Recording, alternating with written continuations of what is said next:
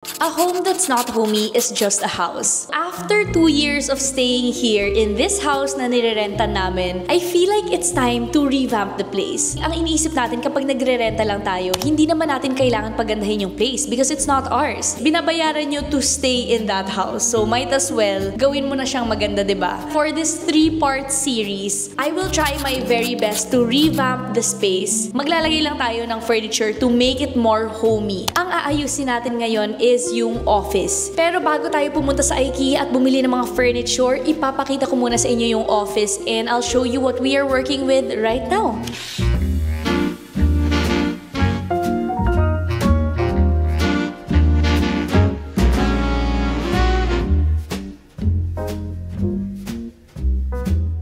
Sobrang gulo, hindi ko na alam kung saan ako mag-uumpisa. I think dito na lang muna ako mag-umpisa. Believe it or not, nakailang beses na akong revamp dito sa area na to. Dati kasi meron akong parang corner na L-shaped table. So, ito yung itsura niyan. Nakuha ko to sa furniture source. Pero hindi kasi siya pang vanity pang work lang talaga yon. Ang pinalit ko dun sa table na yon is ito. Ang problema dito, kasi nga mura lang to. Parang almost 2,000 pesos lang to. 1,800 lang ata. Mabaho. Mabaho siya. Hindi talaga okay yung amoy niya. Like, kailangan siyang linisin everyday. Pinagtsatsagaan ko lang siya at the moment kasi this is what I have.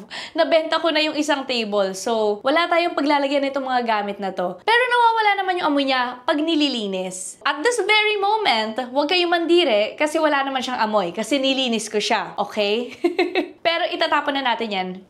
Ekis. Madami pa rin siyang mga gulo-gulo. As you can see, sobrang obvious naman. Gusto ko na sana yung parang vanity or work area ko is hindi na masyadong nakikita. Like, madaming storage, madaming mga shelf na ganyan, or drawers, better. Pero gusto ko yung tago. Kasi nga yung parang ang gulo talaga. Hindi talaga siya okay. Yung mirror, di ba hindi siya nakaka-aesthetic. Lagay lang siyang ganyan. So, that's that area. Ito naman yung next. So, next naman is itong bag area ko na punong-puno na rin ng gamit at hindi lang bags. Konti lang naman yung bags ko.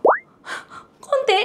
Hindi ko na alam kung saan siya ilalagay. Feel ko parang sa may, alam niyo yung mga parang cabinet na may glass? Uso pa ba yun? Ganun pa ba nilalagay yung mga bags? Hindi ko alam. Pero nung time na wala pa akong ganito, dikit-dikit sila as in super, para napipi na ganun sila. So hindi siya parang feel ko ideal para sa mga bags. Bumili ako ng ganito na in fairness, napakatibay niya and you don't have to put everything together. Kasi usually, di ba, nagdi-DIY, parang may screws, everything. Nakikita nyo tong mga parang crack dyan. Nafa-fold lang siyang ganun. To be fair naman dito sa lagay na to, okay siya. Nakikita ko nga, pero nakikita ko din na magulo. Dapat, pagkatapos ko gamitin yung gamit, may discipline din ako to actually put it back where it belongs. So, yun. I have to work on that as well. Not just tidying up the place. But anyway, moving on. Ito namang area na to na natatawag kong storage. Diyan ko nilalagay ang aking mga extra PR. I'm very thankful for the brands. Okay? Minsan, sobra na talagang dami. Overflowing na hindi na siya nagkakasya sa cabinet. Since wala nang space doon, dito ko na siya nalalagay. Mga iba nga dito, hindi ko pa nabubuksan. Naguguluhan pa ako sa place. Parang gusto ko sobrang maayos na muna to para maganda yung background, yung ano. Huwag niyong gayahin yon. Kasi talaga, if you want to be a content creator, just start doing the content. It doesn't matter kung pangit yung background mo or what, but that's just me. Maarte lang talaga ako. And nauusi ako. So,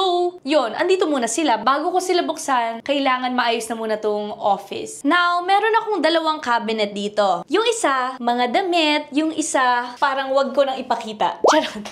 Ipapakita ko sa inyo, pero yan yung parang I'm trying to be organized, pero sinalpak ko na lang din dyan. Sa sobrang liit ng space dito sa aking office, i-b-roll ko na lang sa inyo yung itsura nitong cabinet na to. I did try to be organized. Bumili pa ako ng printer, tapos naglagay pa ako ng mga labels dyan sa mga boxes para alam ko. So, each box naman, meron siyang corresponding thing. So, kunyari, ito, medical stuff. Nakaayos naman talaga siya. It's just that sobrang dami na hindi na siya masara. Feel ko naman magkakasya yan. Basta maging tama lang yung pag-organize. Ay, ito pa pala yung area na gusto kong ipakita sa inyo. Kasabay nitong pag-aayos ng mga gamit, I feel like kailangan mag-upgrade din ako ng mga gamit na ginagamit ko sa sa sarili ko. Tapos, itong rack na to, actually, nandun to sa baba, sa may kitchen. Kailangan ma-out muna. Ito muna yung mga kailangan gamitin bago kumuha dun sa mga gamit doon sa mga boxes, doon sa cabinet. So, parang meron akong system. First in, first out din. Okay naman, diba? Hindi lang siya talaga okay sa mata. But, I have a system here. Okay? Something's working naman. Kailangan lang siyang maging mas maganda. And kung nagtataka ka kung ano yung meron dun sa likod na yon, CR lang naman yan. Ginawa ko na siyang storage. Yun lang yon. Hindi naman yan nagagamit. Lagayan lang yan ng mga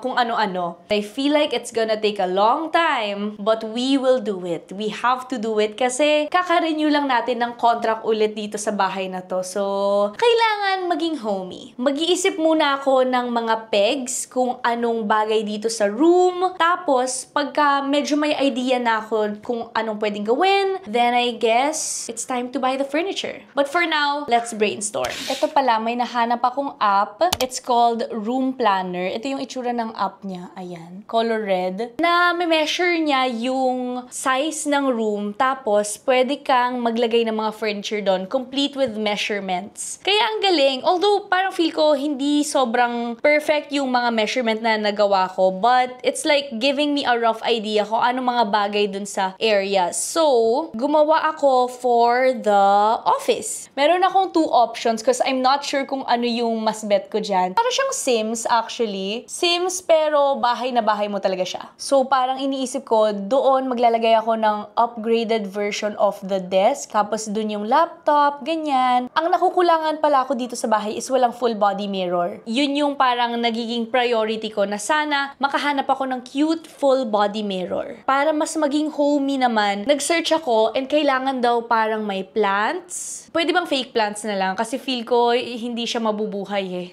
Basta may green lang naman ata, diba? And then nakikita nyo yan. So parang may naisip ako dyan ko ilalagay yung shelf. Pero syempre mas okay kapag may close. Ang hirap naman, ang hirap maging interior designer. So pagpasok ng door, yan yung katabi.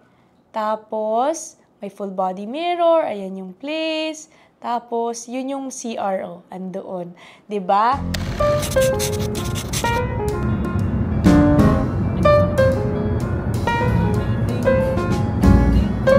So, nandito na kami sa IKEA, pero hindi pa kami kumakain ng lunch. So, yun muna yung unahin namin. Punta na lang muna kami doon sa loob ng MOA to look for a restaurant. Tapos, may mga pipick upin din ako. So, yun muna. And then, mag-IKEA shopping na tayo. Naglagay sila ng ganito kasi tumatalsik-talsik pa siya. So, may pa-reveal. Tada! Ay, ang liit. Pero ito kasi yung pinakamaliit, 100 grams. Kay Ken, yung 150 grams. Ayan. Pero mas mura to kaysa dun sa Ikinari, ha?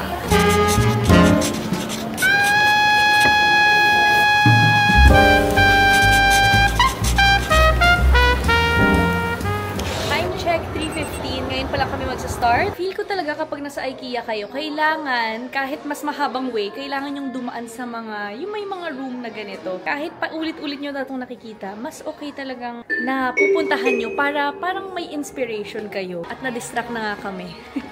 Ang goal natin for today is makahanap ng mga good office stock. Kasi ang nire-revamp natin for this episode is the office. So, makakailang balik ako dito sa IKEA.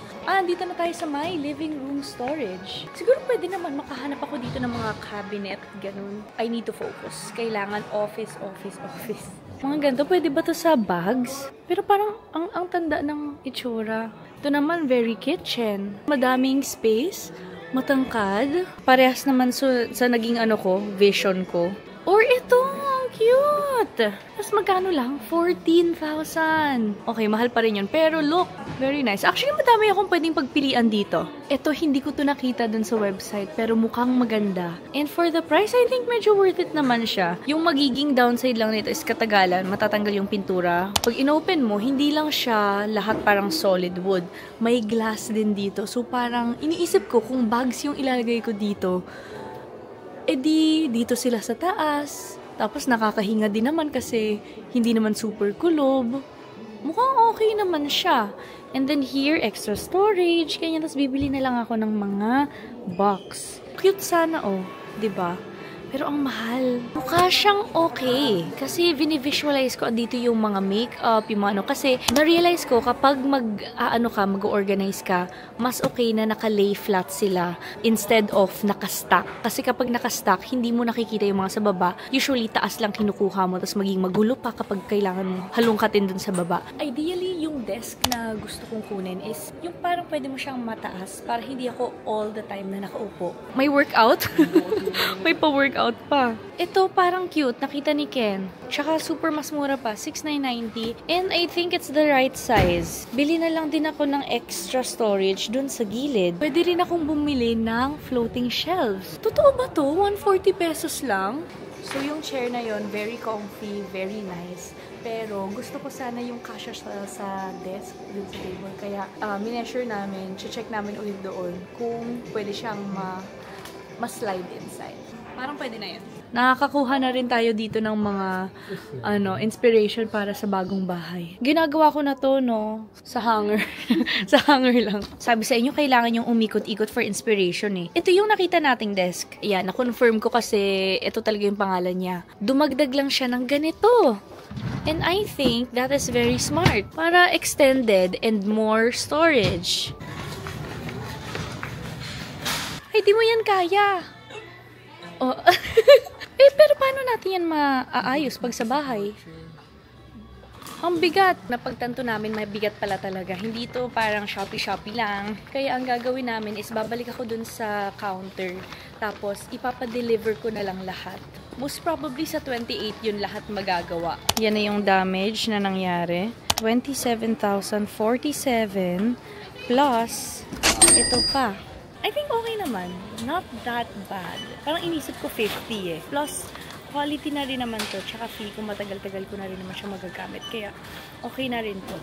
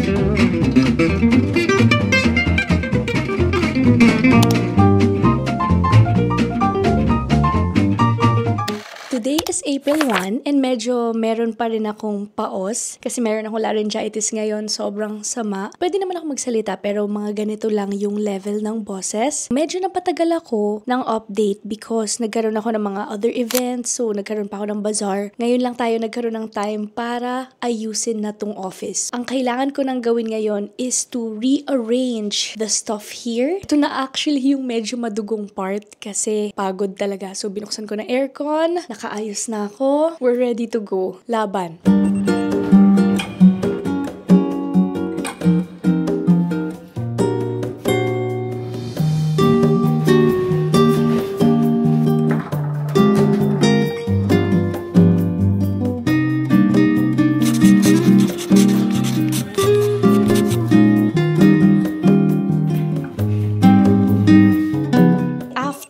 Many hours, finally natapos din tayo. Actually, mga 90% pa lang tong tapos kasi may mga ibang parts pa dito na parang may kulang. Kailangan ko pang bumili ng mga extra organizers. Pero so far, nalagay ko naman na dito lahat ng mga gusto ko. Mga konting na lang, syempre bare pa siya. Lalagyan pa natin yan ng mga design, accents, ganyan, para may pop of color. Kasi ngayon, nasa millennial gray tayo. Pero bigyan ko muna kayo ng super duper quick tour. Ang vision ko kasi dito, nandito yung floating shelves. Dito, mayroon na akong mga small boxes inside. Ito, not from IKEA yan, pero nabili ko siya before. Lagay ko na lang yung link in the description box kasi I'm pretty sure sa online ko to binili. Perfect naman kasi enough din yung boxes na meron ako. So, dito yung mga bags and nilagyan ko sila ng mga dust bag nila. Yan, yung iba wala. So, andyan lang siya. Pero, okay lang din kasi mga mabibilis lang kunin. This box is for yung mga travel essentials. So, kukuha lang ako. Ito, mga gadget stuff. Gadget stuff din, pero yung mga hindi masyado nagagamit. And then, over here, we have mga beach. I think dito tapos na ako. Parehas lang naman yung setup na nagawa ko. Except, ang dami kong tinanggal, diba? Tapos, nag-bazaar tayo. So, we have extra space. Ayan. Feel ko, kailangan kong bumili sa IKEA nung may mga shelf na ganyan. Plan ko pang bumili ng lamp or siguro, i-change ko na lang yung light bulb. Kulang pa talaga to ng super cozy vibes. But at least, maayos na. Like, neat, organized, and clutter-free. Diba? Wala na dyan sa mga floor. Masaya na mag-work dito ulit. Na-excite na ako matapos to, honestly. Pupunta ako sa IKEA ulit and hintayin natin to mas ma-improve pa. Today is April 3 and papunta na kami ulit sa IKEA. I think I need to add more pop of color kasi parang medyo boring eh. Puro lang siya white. At the same time, since mga konti-konti na lang dun sa office, pipili na rin ako ng mga other stuff for the living room. So, medyo magta-transition na tayo sa episode 2. More about that in the next vlog na. Pero itong episode na to, para pa rin sa office. So, yun. Kumuha na ako ng mga konting cute na organizers. Yan, mga color pink. Tapos ito, parang bet ko siya. But I'm not sure kung saan siya ilalagay. Kasi, di ba, medyo masikip na nga dun.